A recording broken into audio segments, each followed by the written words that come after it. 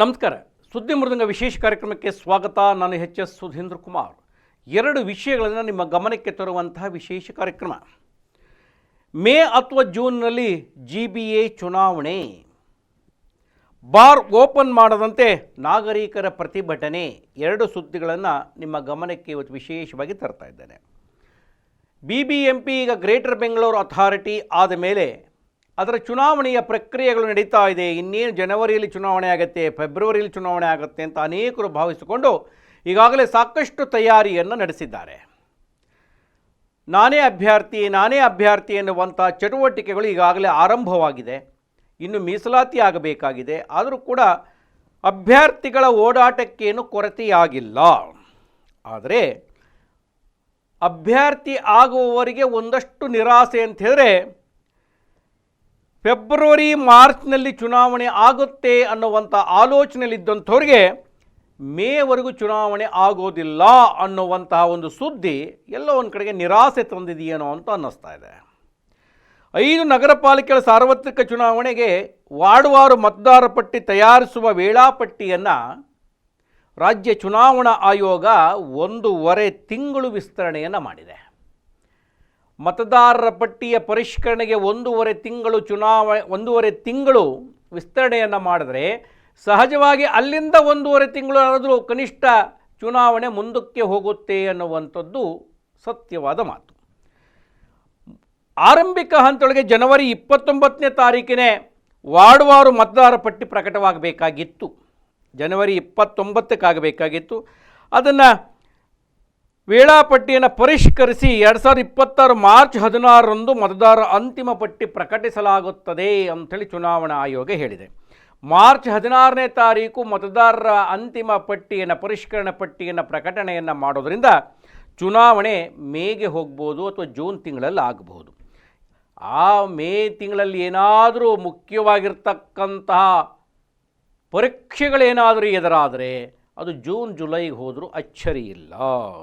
ಹಾಗಾಗಿ 45 ದಿನಗಳಲ್ಲಿ ಚುನಾವಣೆ ಪ್ರಕ್ರಿಯೆ ಮುಗಿಯಲಿದೆ ಎಂದು ಚುನಾವಣಾ ಆಯೋಗದ ಅಧಿಕಾರಿಗಳು ಮಾಹಿತಿ ನೀಡಿದ್ದರೂ ಕೂಡ ವಾರ್ಡ್ವಾರು ಮತದಾರರ ಪಟ್ಟಿಯನ್ನು ಪರಿಷ್ಕರಣಿಸಿದ ನಂತರದೊಳಗೆ ಆಗುತ್ತೆ.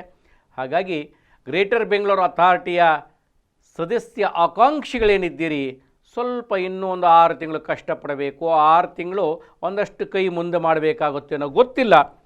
ಒಟ್ಟಿನೊಳಗೆ ಮೇ ಅಥವಾ ಜೂನ್ನಲ್ಲಿ ಗ್ರೇಟರ್ ಬೆಂಗಳೂರು ಚುನಾವಣೆ ಆಗತ್ತೆ ವಿನಃ ಜನವರಿ ಫೆಬ್ರವರಿಗೆ ಅಲ್ಲ ಅನ್ನುವಂಥದ್ದನ್ನು ನಿಮ್ಮ ಗಮನಕ್ಕೆ ತರ್ತಾ ಇದ್ದೇನೆ. ಇನ್ನೊಂದು ಅಂತಂದರೆ, ಎರಡನೇ ಸುದ್ದಿಗೆ ಹೋಗೋದಾದರೆ, ಬಾರ್ ಓಪನ್ ಮಾಡದಂತೆ ನಾಗರಿಕರ ಪ್ರತಿಭಟನೆ. ಯಶವಂತಪುರ ವಿಧಾನಸಭಾ ಕ್ಷೇತ್ರ ವ್ಯಾಪ್ತಿಯ ದೊಡ್ಡಬಿದರಕಲ್ಲು ವಾರ್ಡಿನ ತಿಪ್ಪೇನಹಳ್ಳಿ ಮುಖ್ಯ ರಸ್ತೆಯ ಕಾಟಮಾರಾಯನಗುಡಿ ಸಮೀಪದ ಬೃಂದಾವನ ನಗರ ಫೇಸ್ 2 ಬಡಾವಣೆಯ ಜನವಸತಿ ಪ್ರದೇಶದಲ್ಲಿ ಬಾರ್ ಓಪನ್ ಮಾಡ್ತಾ ಇದ್ದಾರೆ. ಇದನ್ನು ವಿರೋಧಿಸಿ ಅಕ್ಕಪಕ್ಕದ ಬಡಾವಣೆಯ ನಾಗರಿಕರು, ಅಬಕಾರಿ ಅಧಿಕಾರಿಗಳು, ಬಾರ್ ಮಾಲೀಕರ ವಿರುದ್ಧ ಇವತ್ತು ಪ್ರತಿಭಟನೆಯನ್ನು ಮಾಡಿದರು. ಒಂದು ಅರ್ಥ ಆಗ್ತಿಲ್ಲ ಏನು ಅಂಥೇಳಿ ಅಂತ ಯಶವಂತಪುರ ಕ್ಷೇತ್ರದ ಶಾಸಕ ST ಸೋಮಶೇಖರ್ ಅವರು ಒಂದು ಪತ್ರವನ್ನು ಬರೆದಿದ್ದಾರೆ. ನನ್ನ ಕ್ಷೇತ್ರದೊಳಗೆ ಈಗಾಗಲೇ ಬಾರ್ ಆ್ಯಂಡ್ ರೆಸ್ಟೋರೆಂಟ್ ಜಾಸ್ತಿ ಆಗಿದೆ, ಯಾವುದೇ ಕಾರಣಕ್ಕೂ ಅನುಮತಿ ಕೊಡಬೇಡಿ ಅಂತ ಪತ್ರ ಬರೆದರೂ ಕೂಡ ಆ ಪತ್ರಕ್ಕೆ ಹಾಗಾದರೆ ಕಿಮ್ಮತ್ತಿಲ್ಲವೇ ಅನ್ನುವ ಪ್ರಶ್ನೆ ಹಲವರದು. ಗೊತ್ತಿಲ್ಲ ಏನಾಗಿದೆ ಅಂತೇಳಿ ಅಂತ.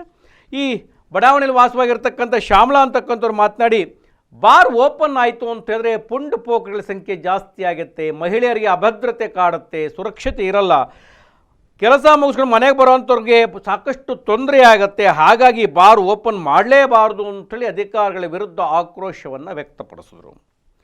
ಸ್ಥಳೀಯರಾದ ಟ್ರಾವೆಲ್ಸ್ ಮಂಜುನಾಥ್ ಮಾತಾಡಿ, ಅಧಿಕಾರಿ ದುಡ್ಡು ಕೊಟ್ಟರೆ ಏನು ಬೇಕಾದ್ರೂ ಮಾಡ್ತಾರೆ, ಕಾನೂನನ್ನೇ ಉಲ್ಲಂಘಿಸ್ತಾರೆ ಎನ್ನುವಂಥದ್ದು ಅವರ ಅಭಿಪ್ರಾಯ. ಬಾರ್ ಓಪನ್ ಮಾಡಿದಂಥ ಅಧಿಕಾರಿಗಳಿಗೆ ಮನವಿ ಸಲ್ಲಿಸಿದ್ರು ಕೂಡ ಆ ಮಾತನ್ನು ಕೇಳೋಕ್ಕೆ ಸಿದ್ಧ ಇಲ್ಲ. ಅಬಕಾರಿ ನಿಯಮದಲ್ಲಿ ಬಾರ್ ಓಪನ್ ಮಾಡಲು ಅವಕಾಶವಿದೆ ಅಂಥೇಳಿ ಜಾರಿಕೊಳ್ತಾ ಇದ್ದಾರೆ. ಅಷ್ಟೇ ಅಲ್ಲ, ಈ ಕಟ್ಟಡದ ನಿರ್ಮಾಣವೂ ಕೂಡ ಅನಧಿಕೃತವಾಗಿದೆ. ಹೈ ಟೆನ್ಷನ್ ಲೈನ್ ಪಕ್ಕದಲ್ಲೇ ಇದ್ದು ಬಫರ್ ಝೋನ್ನೊಳಗೆ ಯಾವುದೇ ಬಾರ್ ಓಪನ್ ಮಾಡೋಕ್ಕೆ ಅವಕಾಶ ಇಲ್ಲದೆ ಇದ್ರೂ ಮಾಡ್ತಾ ಇದ್ದಾರೆ ಅನ್ನುವಂಥದ್ದನ್ನು ಮಂಜುನಾಥ್ರವರು ಹೇಳಿ, ಇದು ಅಧಿಕಾರಿಗಳು ದಾರಿ ತಪ್ಪಿಸ್ತಾ ಇದ್ದಾರೆ, ಅವ್ರಿಗೆ ಹಣ ಕೊಟ್ಟರೆ ಏನು ಬೇಕಾದ್ರೂ ಮಾಡ್ತಾರೆ ಅಂತೇಳಿ ಆಕ್ರೋಶ ವ್ಯಕ್ತಪಡಿಸಿದ್ದಾರೆ. ಇನ್ನೊಬ್ಬರು ನಟರಾಜನವರು ಮಾತನಾಡಿ, ಹಣ ಮಾಡಲಿಕ್ಕೆ ಬೇಕಾದಷ್ಟು ಅವಕಾಶ ಇದ್ದರೆ ಬಾರ್ನಿಂದಲೇ ಮಾಡಬೇಕಾ ಅನ್ನುವಂಥದ್ದವರು, ಕೂಡಲೇ ಬಾರ್ ಲೈಸೆನ್ಸ್ ರದ್ದು ಮಾಡಿ ಬಾರ್ ಓಪನ್ ಮಾಡ್ತಾ ಇರೋದು ಸರಿಯಾದ ಕ್ರಮ ಅಲ್ಲ ಅಂಥೇಳಿ ಎಚ್ಚರಿಕೆಯನ್ನು ಕೂಡ ಕೊಟ್ಟಿದ್ದಾರೆ. ಈ ಪ್ರತಿಭಟನೆ ಮಾಡಿದ ಸಂದರ್ಭಗಳಿಗೆ ಸ್ಥಳೀಯ ನಿವಾಸಿಗಳಾದ ವಾಸು, ವಿಜಯಕುಮಾರ್, ಮಹೇಶ್ ಕುಮಾರ್, ಶ್ರೀನಿವಾಸ ಮೂರ್ತಿ, ನಟರಾಜ್, ವೆಂಕಟಾಚಲ, ಗಜೇಂದ್ರ, ಚಂದ್ರಣ್ಣ, ಕುಮಾರ್, ಜಗದೀಶ್, ಸುರೇಶ್, ಮಂಜುನಾಥ್, ಲೋಕೇಶ್, ದಿಗ್ವಿಜಯ್ ಸಿಂಗ್, ಟಿ.ಎನ್. ನಾಗರಾಜ್ ಸೇರಿದಂತೆ ತಿಪ್ಪೇನಹಳ್ಳಿಯ ಬಡಾವಣೆ ನಿವಾಸಿಗಳು ಸ್ಥಳೀಯರು ಉಪಸ್ಥಿತರಿದ್ದು ಅಧಿಕಾರಿಗಳ ವಿರುದ್ಧ ಪ್ರತಿಭಟನೆಯನ್ನು ಮಾಡಿದ್ದಾರೆ. ಮೊದಲನೇದಾಗಿ ಏನಪ್ಪ ಅಂತಂದ್ರೆ ಇಲ್ಲಿ ಬಾರ್ ಕೇಳ್ಕೊಂಡಿದ್ದವ್ರು ಯಾರು? ಮೊದಲನೇ ಪ್ರಶ್ನೆ. ಅವ್ರು ಹಣ ಮಾಡಲಿಕ್ಕೆ ಮತ್ತೆ ಮತ್ತೊಂದು ಮಾಡಲಿಕ್ಕೆ ಮಗದೊಂದು ಮಾಡಲಿಕ್ಕೆ ಅವರೇನು ಬಾರ್ ಸಹಜವಾಗಿ ಮಾಡ್ಕೊತಾರಿಲ್ಲ ಅಂತಲ್ಲ. ಈ ಕಡೆಗೆ ಹೋದರೆ ಒಂದು 25,000 ಮನೆಗಳವೆ. 25,000 ಮನೆ, ಎಲ್ಲ ಅಫಿಷಿಯಲ್ಸ್ ಮನೆಗಳು. ಆ 25,000 ಮನೆಗಳಿಗೆ ಹೋಗ್ಬೇಕು ಅಂತಂದರೆ ಇದೇ ರೋಡಿಂದ ಹೋಗ್ಬೇಕು ಪ್ರತಿಯೊಬ್ಬರು. ನಾಡ್ದು ಇಲ್ಲಿ ಬಾರ್ ಮಾಡಿದ್ರೆ ಇಲ್ಲೇ ಉಚ್ಚೆ ಹುಯ್ತಾರೆ, ಮತ್ತೊಂದು ಮಾಡ್ತಾರೆ, ಮಗದೊಂದು ಮಾಡ್ತಾರೆ. ಹೆಣ್ಮಕ್ಳುಗಳು, ಸ್ತ್ರೀಯರು ಭಾಳ ಹೆಚ್ಚಿಗೆ ಜನ ಓಡಾಡ್ತಕ್ಕಂಥ ಪ್ರದೇಶ ಇದು. ದಯಮಾಡಿ ಹೇಳ್ತೀನಿ, ಇದಕ್ಕೆ ಸಂಬಂಧಪಟ್ಟ ಅಧಿಕಾರಿಗಳು ಯಾರೇ ಆಗಿರ್ಬೋದು, ದಯಮಾಡಿ ಅವ್ರ ಕೈ ಮುಗಿದು ಕಾಲು ಬುದ್ದು ಬೀಳ್ಕೊಡ್ತೀನಿ. ದಯಮಾಡಿ ಈ ಭಾಗದಲ್ಲಂತೂ ಯಾವುದೇ ಕಾರಣಕ್ಕೂ ಅವ್ರು ಬಾರ್ ಮಾಡೋದು ಬೇಡ. ಬಾರ್ ಮಾಡ್ತೀವಿ ಅಂತ ಬಂದರೆ ನಾವು ಅದನ್ನು ತೆಗ್ಸೋತಕ್ಕ ನಾವು ಬಿಡೋದೇ ಇಲ್ಲ. ಇದೆಲ್ಲ ಉಗ್ರ ಹೋರಾಟ ನಡೆಸ್ತೀವಿ ನಾವು. ಅಷ್ಟು ಸುಲಭವಾಗಿ ಮಾಡಲ್ಲ ನಾವು, ಭಾಳಷ್ಟು ದೊಡ್ಡ ಉಗ್ರವಾಗಿ ಮಾಡ್ತೀವಿ. ದಯಮಾಡಿ ಇದನ್ನ ಯಾರು ಖಂಡಿತವಾಗ್ಲೂ ಯಾರು ನೀವು ಇದಕ್ಕೆ ಹೊಣೆ ಆಗಿ ನೀವು ಇದು ಬಾರ್ನ ಮಾಡ್ಕೆ ಲೇಡೀಸ್ ಕೊಟ್ಟಿದ್ದೀರಾ, ದಯಮಾಡಿ ಅದನ್ನ ಹೇಳ್ತಾ ಇದ್ದೀನಿ. ದಯಮಾಡಿ ಈ ಕೂಡಲೇ ಈ ಕ್ಷಣಕ್ಕೇನೆ ದಯಮಾಡಿ ಅದನ್ನು ರದ್ದುಗೊಳಿಸಿ ಇದನ್ನೇನಾದರೂ ಬೇರೆ ಥರ ವ್ಯವಸ್ಥೆ ಮಾಡ್ಕೊಳ್ಳಿ. ದಯಮಾಡಿ ನಾವು ಏನೇ ಆದರೂ ಪರವಾಗಿಲ್ಲ, ಇದನ್ನ ಉಗ್ರ ಹೋರಾಟ ಮಾಡ್ತೀವಿ. 25,000 ಮನೆ ಸರ್ ಎಣಿಸ್ಕೊಂಬರ್ರಿ. ಅಲ್ಲಿ ಎಲ್ಲ ದೊಡ್ಡ ದೊಡ್ಡ ಅಫಿಷಿಯಲ್ಸ್ಗಳು ಮನೆಯೇ. ಯಾವುದೇ ಕಾರಣಕ್ಕೂ ಅಂಥ ಜಾಗದಲ್ಲಿ ಬಂದ್ಬಿಟ್ಟು ಈ ಕಡೆ ಇದು ದೊಡ್ಡ ಮೇನ್ ರೋಡು, ಇಷ್ಟೂ ರೋಡಲ್ಲಿ ಬಂದ್ಬಿಟ್ಟು ಇಂಥ ಒಂದು ಟ್ರಾಫಿಕ್ ಏರಿಯಾ ಒಳಗೆ ಇಲ್ಲಿ ನೋಡಿ ಸರ್, ನೀವು ನೋಡ್ತಾ ಇದ್ದೀರಾ ಆ ಕಡೆ ಗಾಡಿ ನಿಂತ್ಕೊಂಡಿರೋದು ನೋಡಿ. ಈ ಒಂದು ಟ್ರಾಫಿಕ್ ಏರಿಯಾ ಒಳಗೆ ಬಂದು ಬಾರ್ ಮಾಡಿದ್ರೆ ನಾಳೆ ಬೆಳಗ್ಗೆ ಯಾರೋ ಒಬ್ಬ ಬಂದು ಬ್ರೇಕ್ ಹೊಡೆದ ಹಿಂದೆ ಕಡೆ ಬಂದು ದಾರಿ ಹೊಡೆದ, ಅವ್ನ ಪ್ರಾಣ ಹೋಗ್ತದೆ. ಇದಕ್ಕೆ ಕಾರಣ ಯಾರಾಗ್ತಾರೆ?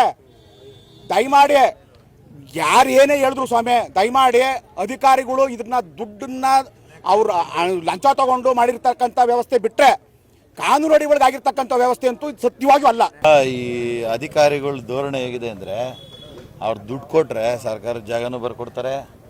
ಕಾನೂನನ್ನ ಏನು ಸರ್ಕಾರ ಕಾನೂನನ್ನ ಮಾಡಿರ್ತೈತೆ ಆ ಕಾನೂನನ್ನ ರಕ್ಷಣೆ ಮಾಡಬೇಕಾಗಿರೋದು, ಪಾಲನೆ ಮಾಡಬೇಕಾಗಿರೋದು ಅಧಿಕಾರಿಗಳ ಕರ್ತವ್ಯ.